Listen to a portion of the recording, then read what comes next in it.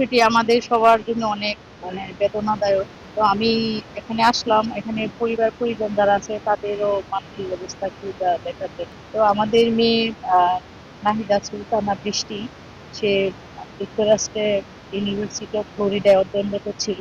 তার এই অ্যাক্সিডেন্টটা সবাইকে আসলে অনেকটা ব্যথিত করেছে। তো আমি এই বিষয়ে ওনার আহ, বাবার সাথে কথা বললাম। ওনার বাবা এখন মিরপুরে বসবাস করছেন। ওনার বাবার অবস্থাটা বোঝার চেষ্টা করলাম।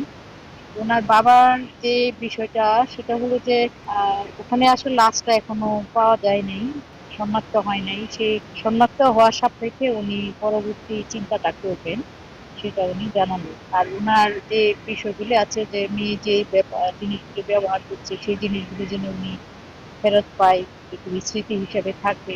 আসলে তো মেয়ে চলে গেছে, বাবার তো কষ্টের কথার কোনো শেষ নাই। তা আমরা ওনার পাশে আছি। উনি যেটা জানালো যে লাশ পাওয়া সাপেক্ষে, নিশ্চিত হওয়া সাপেক্ষে উনি এটা দাবি করে লাশটা যেন উনি বাংলাদেশে ফেরত পায়।